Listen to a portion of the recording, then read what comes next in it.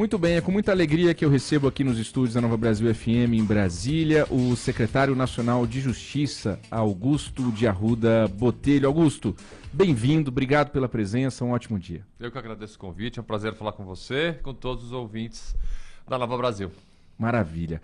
Augusto, a gente anunciou agora há pouco aqui que a Polícia Federal está nas ruas cumprindo mais uma fase da Operação Lesa Pátria. São novas prisões e novos mandados de busca e apreensão envolvendo aí as investigações que seguem firme sobre os ataques do último dia 8 de janeiro. O agora ex-interventor da Segurança Pública no DF, o Ricardo Capelli, que é secretário executivo do Ministério da Justiça e Segurança Pública do governo, tem dito uma frase que eu particularmente gosto muito. Ele diz: o 8 de janeiro ainda não acabou, né? No sentido de não virar tão rapidamente essa página do que a gente viveu, para não perdermos o foco de quão grave foi o que aconteceu. Você está nessa mesma vibe de que o 8 de janeiro não pode ser esquecido tão facilmente? Esquecido jamais. Nós temos que virar a página no sentido de implementar e começar a trabalhar, implementar as políticas e as reformas tão importantes que o Brasil precisa fazer. Essa parte do 8 de janeiro, a parte institucional, ela precisa de uma virada de página. Tá. A parte da investigação, jamais. Porque a investigação, ela continua. A investigação, as fases da operação feita pela Polícia Federal continuarão, porque há partes dessa investigação que naturalmente elas são, eu não diria mais sensíveis, mas mais trabalhosas, que envolvem aí quebras de sigilo, uma série de outras informações. Então, essa parte, e eu concordo com o nosso colega de Ministério da Justiça, ex-interventor, secretário executivo do Ministério, Ricardo Capelli, que já falei em uma entrevista recente e vou repetir, escreveu seu nome na história, assim como o ministro Flávio Dino, assim como o diretor-geral da Polícia Federal, André Rodrigues, porque souberam, num momento de extrema dificuldade, eu digo sem correr o risco de estar errado, foi o momento mais grave que a nossa democracia passou desde a redemocratização do país. Do ponto de vista institucional, foi o maior perigo que a nossa democracia sofreu. E o ministro Flávio Dino, o diretor-geral André, Ricardo Capelli e outras tantas pessoas do governo federal, da AGU, souberam conduzir essa gravíssima crise muito bem, sem obviamente esquecer do principal líder desse governo, que é o presidente Lula, né, que teve uma postura de estadista, uma postura que uniu o país, né? Aquela cena, e eu assisti a cena de perto, eu estava no Ministério da Justiça, de todos os governadores com ministros do Supremo, visitando a destruição que os golpistas fizeram em prédios públicos e depois descendo a rampa. Muito mais do que uma cena de braços simbólica, dados, né, muito secretário? mais do que uma cena simbólica, e ela tem um simbolismo. Claro. Ela representa a união na divergência. Governadores podem fazer oposição ao governo federal, podem pensar diferente do presidente da República, mas todos, independentemente do seu posicionamento ideológico, do partido que representam, devem sempre proteger algo maior que a democracia e as instituições. Não há espaço neste campo para divergência. Você pode divergir do programa político, da ideologia, você pode divergir. É importante que se divirja. A democracia ela é feita com base nessa discussão, nessa divergência, mas jamais, jamais, de forma intransigente, podemos colocar em risco a nossa democracia, e é isso que o presidente Lula mostrou com aquela cena. Você estava em Brasília, secretário, no dia 8, domingo? Olha, de forma bem, eu estava vindo para Brasília. Olha só. Eu passo os finais de semana em São Paulo, minha família, por enquanto, ainda não veio para Brasília, eu tenho filhos pequenos, então eu volto para São Paulo. Eu estava vindo para Brasília, vi a cena, consultei aqui o Ministério, entenderam por bem que nós deveríamos ficar, mas eu peguei o primeiro voo da segunda-feira, 6 da manhã, eu já estava no aeroporto, e cheguei aqui 7h30 da manhã da segunda-feira, direto para o Ministério, e de lá quase não saí durante uma semana. Nós dormimos ali, todos os secretários, trabalhando para auxiliar o ministro, para auxiliar a Polícia Federal, a AGU, nós ficamos ali muitas horas no Ministério. Deixa eu te perguntar o que você sentiu, secretário, como brasileiro, como cidadão, que sentimentos passaram aí com aquelas cenas e com tudo que a gente viveu naquele dia? Medo, revolta, completa revolta. Não posso negar, em determinados momentos, muita raiva de ver as cenas e ver aquelas pessoas destruindo o patrimônio público, atentando contra a democracia, não respeitando um voto democrático. depois é uma sensação de necessidade de trabalhar para reconstruir. Nós já tínhamos, e qualquer pessoa que esteja dentro do governo federal sabe que tem um papel muito importante de reconstrução, depois de 4 anos em que o Brasil, em muitos aspectos, teve áreas destruídas. Então a gente já sabe que a gente veio para cá para reconstruir, mas eu acho que ninguém imaginava que essa reconstrução fosse passar por esse momento tão difícil como foi o 8 de janeiro. Por outro lado, e obviamente a gente não teria que passar por isso para que isso acontecesse, dá um gás, né? Dá um gás. Está todo mundo trabalhando com muito afinco, com muita vontade de acertar, com muitos projetos. Assim, é um momento, para qualquer cidadão, para qualquer brasileiro, um momento muito desafiador, mas de muita esperança. Muita esperança. Eu não poderia estar mais feliz onde eu estou.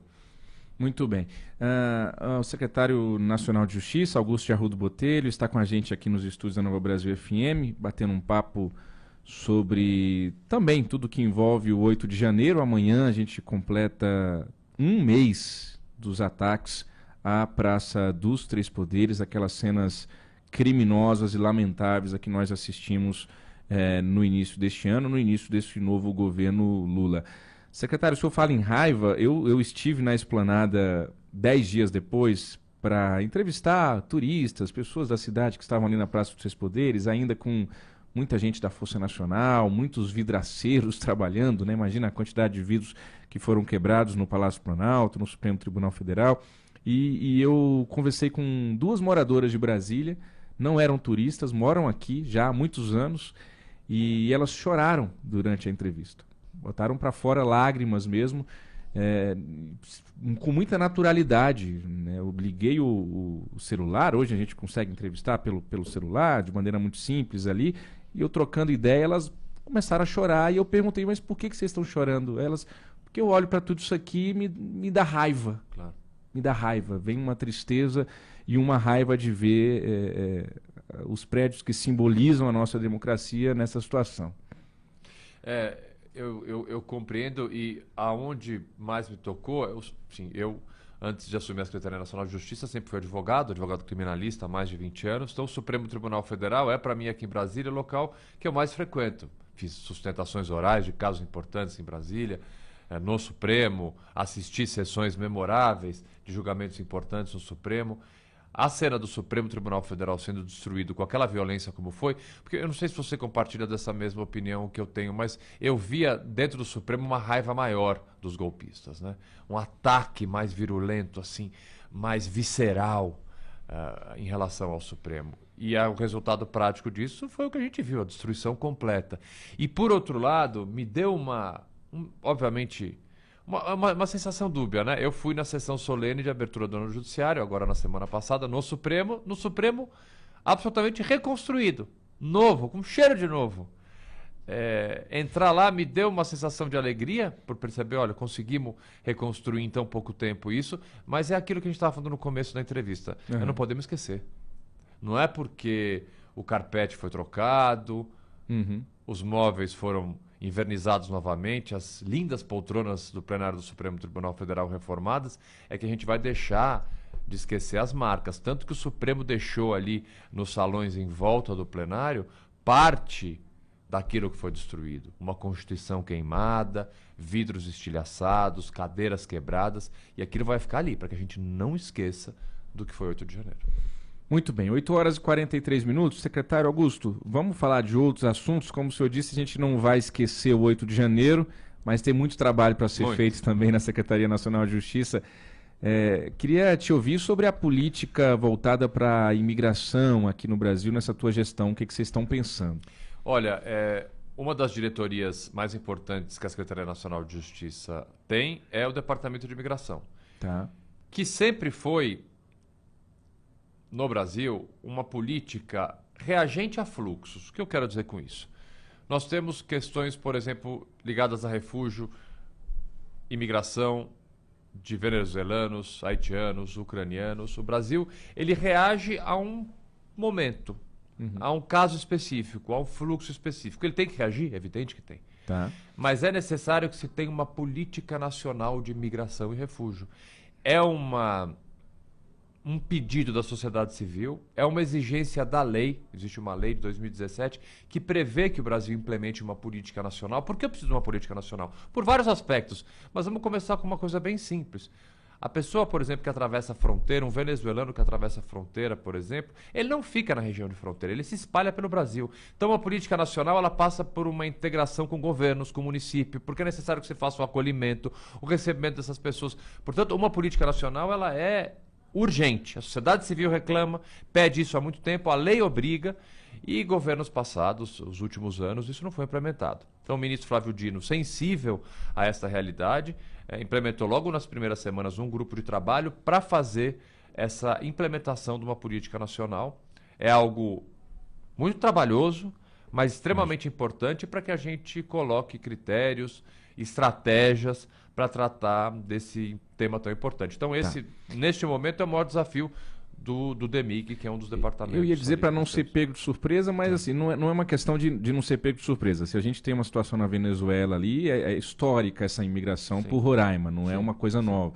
É mais para estruturar melhor isso, é isso, secretário? Exatamente. Por exemplo, venezuelanos e Roraima é um exemplo muito bom. Os venezuelanos hoje estão em quase 100 municípios do nosso país. É necessário que haja uma política de integração com esses municípios, né? Porque eles entram por Roraima e ali se espalham.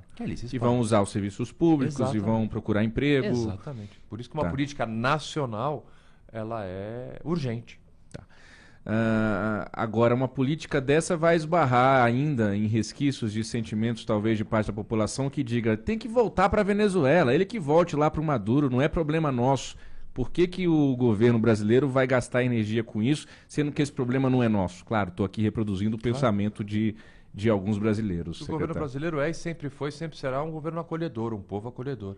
Sensível a momentos difíceis, por exemplo, que haitianos passaram com graves problemas climáticos, terremotos, problemas políticos, pobreza, pessoas passando fome, pessoas sem qualquer possibilidade de recursos mínimos. O Brasil é um país acolhedor, somos um povo acolhedor e continuaremos a ser. E uma política que receba de forma inteligente, de forma organizada, essas pessoas do mundo inteiro, independentemente de região, é a política que a gente quer implementar e implementaremos. E imagino que seja uma equipe multidisciplinar aí, né? São muitas áreas envolvidas nessa política. Multidisciplinar, interministerial, é uma questão transversal, né? Ela envolve o Ministério de Gestão, Cidades, Direitos Humanos, Trabalho. Ministério da Justiça, Ministério das Relações Exteriores, Ministério do Trabalho.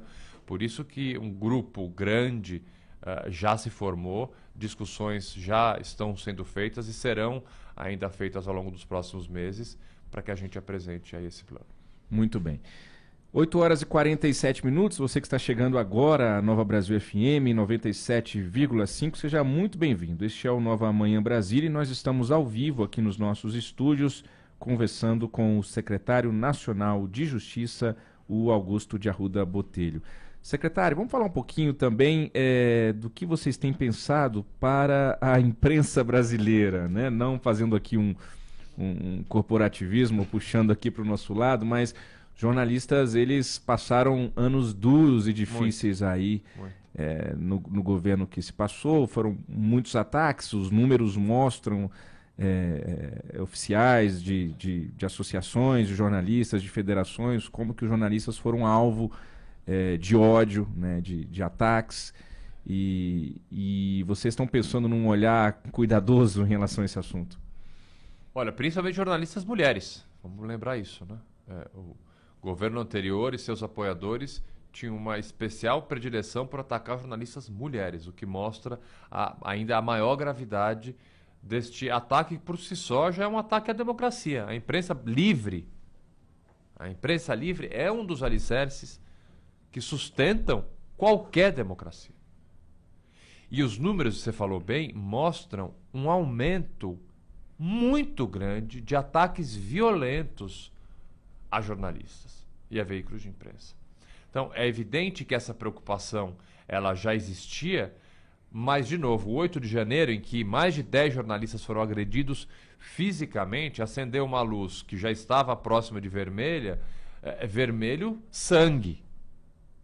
E, mais uma vez, o ministro Flávio Dino, atento e rápido, e essa é uma das características que eu mais gosto do ministro, porque eu também sou um pouco assim na minha vida profissional, a rapidez na resposta. Nós precisamos, para temas urgentes, entregar respostas urgentes.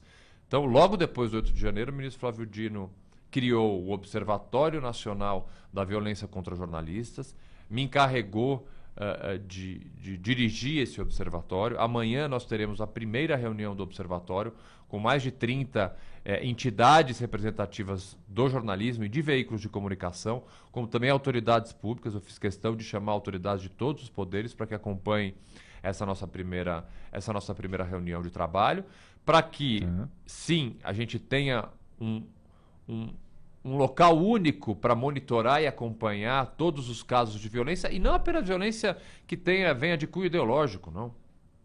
Não é porque apoiadores do governo passado atacaram jornalistas que exclusivamente neste observatório esses casos ali estarão. Violências também em razão da matéria que foi publicada, como nós tivemos, por exemplo, o assassinato de 2 jornalistas, o Dom e do Bruno, pela pauta que eles estavam tratando. Então, qualquer tipo de violência contra jornalistas constará desse observatório, que não apenas observará, como cobrará das autoridades responsáveis uma elucidação, uma fiscalização e um processo rápido em relação a esses fatos. Só para citar os números oficiais, olha, segundo a FENAGE, a Federação Nacional dos Jornalistas, o Brasil registrou uma média de uma agressão a jornalista por dia no ano passado. Foram um total de 376 casos de agressões a jornalistas e veículos de comunicação no Brasil.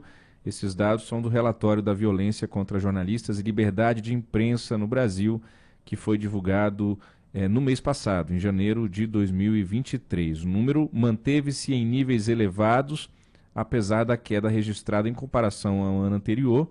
Foram 54 casos a menos que os 430 registrados em 2021, mas é coisa pra caramba ainda. São muitas agressões sofridas aí. Gente que ia pra rua para trabalhar, para fotografar, para filmar, para fazer suas reportagens e acabavam sendo agredidas. É uma tristeza ver jornalistas que não conseguiam mais sair para trabalhar, secretário, com as canóplas, né, que são essas espuminhas de microfones que identificam as suas empresas, as pessoas quase que trabalhando clandestinamente, né? Fingindo que não são jornalistas, se camuflando no meio dos manifestantes, sem crachá de imprensa. Antigamente a gente colocava o crachá com muito orgulho. Não, tá aqui o meu crachá de imprensa para facilitar o meu acesso, para eu entrevistar com mais autoridade, digamos assim, sem precisar ficar me explicando muito para as pessoas, porque o jornalista tem esse trabalho chato de abordar as pessoas na rua, né? Nem todo mundo quer falar com o jornalista. E a gente, nos últimos anos, assistiu a essa loucura dos jornalistas escondendo o crachá para não apanhar na rua. Olha, eu não poderia deixar de apontar culpados, porque a gente tem que fazer isso. Nós tivemos um presidente da República durante 4 anos que atacou jornalistas quase que diariamente. É evidente que essa forma agressiva, para dizer o mínimo, de se dirigir à imprensa, influencia seus apoiadores. Então, esse grau de violência, essa escalada de violência tem uma culpa, e a culpa vem do ex-presidente da República, que incentivava essa forma de agir. A partir do momento que ele, líder máximo da nação, dos seus apoiadores, ataca e também escalou na violência, e aqui eu volto a dizer, especialmente contra mulheres, o ex-presidente Bolsonaro tinha uma predileção de atacar mulheres e mulheres jornalistas. É evidente que isso influencia o seu apoiador. Então, esses números aumentando tem uma razão de ser. A razão de ser é o fato do presidente da República, direta e indiretamente, influenciar esse tipo de postura. E muitas vezes uma coisa que parecia muito bem orquestrada, né, secretário? Um primeiro apoiador, até mesmo um parlamentar ligado ao governo, fazia uma postagem nas redes sociais com algum tom pejorativo, para dizer o mínimo, em relação a alguma jornalista, e em seguida aquela mesma mensagem era replicada e viralizava com o mesmo teor. Né? Não tem absolutamente nada por acaso. Muito bem.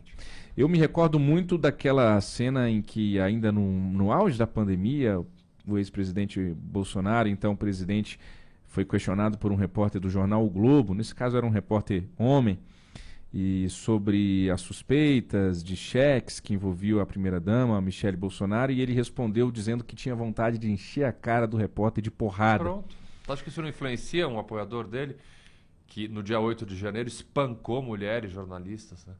Eu tenho uma jornalista que conheço há muitos anos, e ela esteve no meu gabinete dias depois, e ela tinha várias marcas no corpo. Aquilo me chocou profundamente. Ela mostrando as marcas, roxo, arranhado.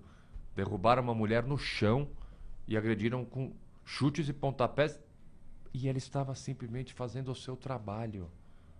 Fazendo o seu trabalho. Ela, no caso, representa um veículo de imprensa de fora do país ainda. Então, sim, as pessoas nem sabiam o que elas estavam fazendo. Elas estavam simplesmente ali se colocando para fora uma raiva contra a imprensa como um todo, um posicionamento. É tão surreal, né, o que nós passamos.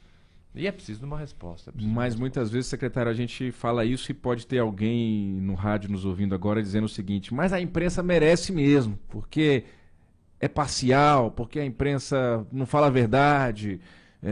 Enfim, a gente tem visto nos últimos anos a justificativa de atos, né? Não se justifica o absurdo.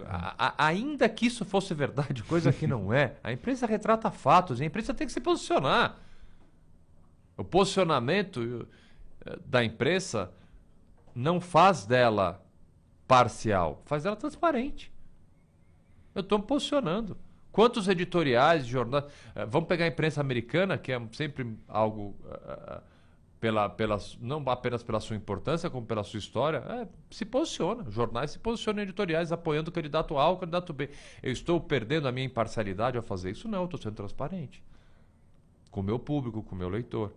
Ainda, portanto, que houvesse qualquer tipo de crítica passiva a essa, a violência é a resposta? Jamais. Jamais a violência pode ser a resposta. E é o que aconteceu, a violência física. Pessoas sendo espancadas no chão, apanhando no chão, porque estavam fazendo o seu trabalho. Essa história, essa página da história brasileira, ela não pode voltar. A gente não pode virar... Vamos voltar ao começo da nossa conversa. Uma coisa é virar a página institucionalmente, começar a pensar no que a gente precisa fazer para reconstruir o país. Outra coisa é virar a página e esquecer o que aconteceu. Jamais.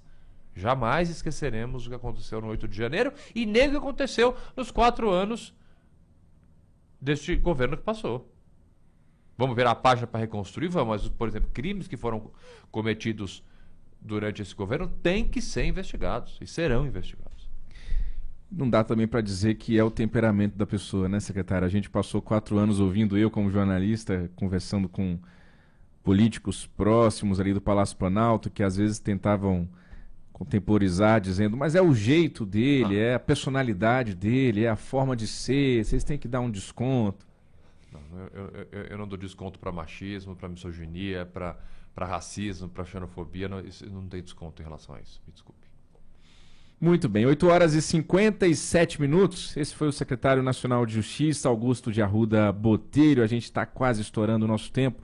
Secretário, queria agradecer imensamente a tua presença aqui na Nova Brasil FM, e os microfones estão abertos para o senhor, sempre que o senhor tiver algo importante a dizer aos nossos ouvintes. Nossa audiência está aqui também qualificada à tua disposição. Eu que agradeço o convite, é um prazer falar com vocês e estou sempre à disposição. A Secretaria Nacional de Justiça tem grandes projetos, serão implementados ao longo desses anos, e sempre tendo alguma novidade eu volto aqui para contar para vocês.